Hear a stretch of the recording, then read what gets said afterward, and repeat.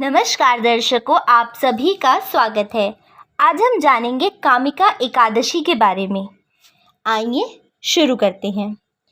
सबसे पहले हमें जानना चाहिए कि कामिका एकादशी का महत्व। अर्जुन ने कहा, हे प्रभु, मैंने आषाढ़ माह के शुक्ल पक्ष की देवशयनी एकादशी का सविस्तार वर्णन सुना। अब आप मुझे श्रावण माह के कृष्ण पक्ष की एकादशी की कथा सुनाने की कृपा कीजिए। इस एकादशी का नाम क्या है? इसकी विधि क्या है? इसमें किस देवता का पूजन होता है? इसका उपवास करने से मनुष्य को किस फल की प्राप्ति होती है? भगवान श्री कृष्ण ने कहा, हे श्रेष्ठ धनुर्धर, मैंने श्रावण माह के पवित्र एकादशी की कथा सुनाता हूँ। ध्यानपूर्वक श्रवण करो। एक बार इस एकादशी का पावन कथा को भीष्म पितामह ने लोकहित के लिए नारद जी से कहा था। एक समय नारद जी ने कहा, हे पितामह, आज मेरी श्रावण के कृष्ण पक्ष की एकादशी की कथा सुनने की इच्छा है, अतः आप इस एकादशी के व्रत की कथा का विधान समझाइए। नारद जी की इच्छा को सुन पितामह भीष्म ने कहा, हे नारद जी, आपने बहुत ही सुंदर प्रस्ताव किया है।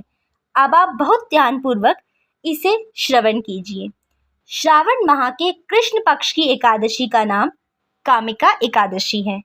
इस एकादशी की कथा सुनने माह से ही वाजपेयी यज्ञ के फल की प्राप्ति होती है।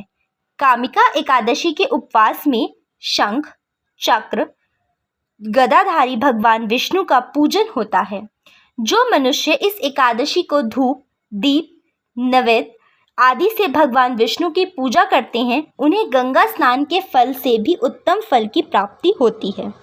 सूर्य ग्रहण और चंद्र ग्रहण में केदार और कुरुक्षेत्र में स्नान करने से जिस पुण्य की प्राप्ति होती है, वह पुण्य कामिका एकादशी के दिन भगवान विष्णु की भक्ति पूर्वक पूजा करने से प्राप्त होता है।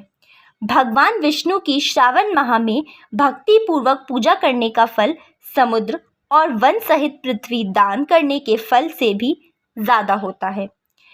व्यतिपात में गंडकी नदी में स्नान करने से जो फल प्राप्त होता है, वह फल भगवान की पूजा करने से मिल जाता है। संसार में भगवान की पूजा का फल सबसे ज़्यादा है, अतः भक्ति पूर्वक भगवान की पूजा ना बन सके तो श्रावण माह के कृष्ण पक्ष की कामिका एकादशी को उपवास करना चाहिए। आभूषणों से युक्त बछड़ा सहित गोदान करने से जो फल प्राप्त होता है, वह फल कामिका एकादशी के उपवास से मिल जाता है। जो उत्तम द्विज श्रावण माह के कृष्ण पक्ष की कामिका एकादशी का उपवास करते हैं तथा भगवान विष्णु का पूजन करते हैं, उनसे सभी देव, नाग, किन्नर, पितृ आदि की पूजा हो जाती है।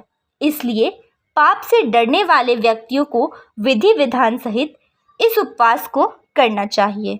संसार सागर तथा पापों में फंसे हुए मनुष्य को इनसे मुक्ति के लिए कामिका एकादशी का व्रत करना चाहिए।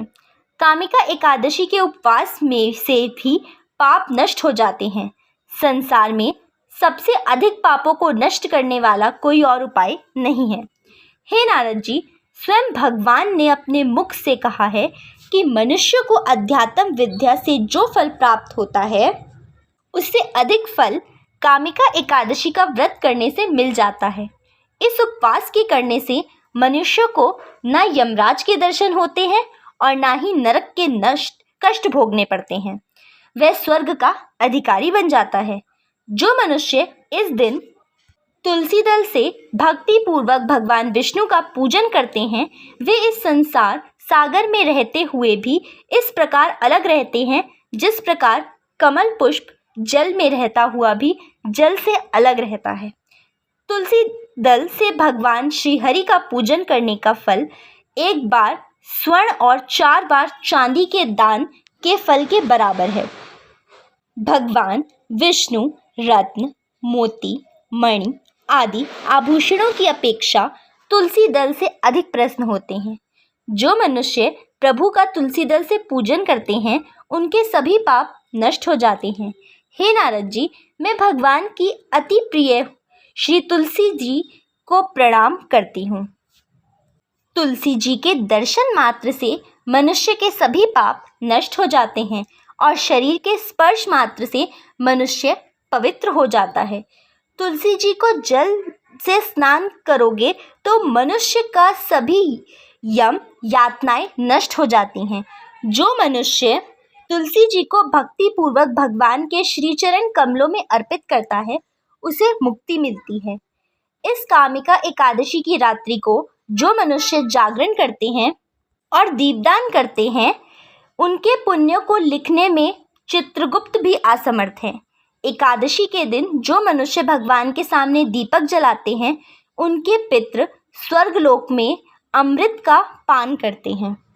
भगवान के सामने जो मनुष्य घी या तिल के तेल का दीपक जलाते हैं उनको सूर्यलोक में भी सहस्रों दीपकों का प्रकाश मिलता है।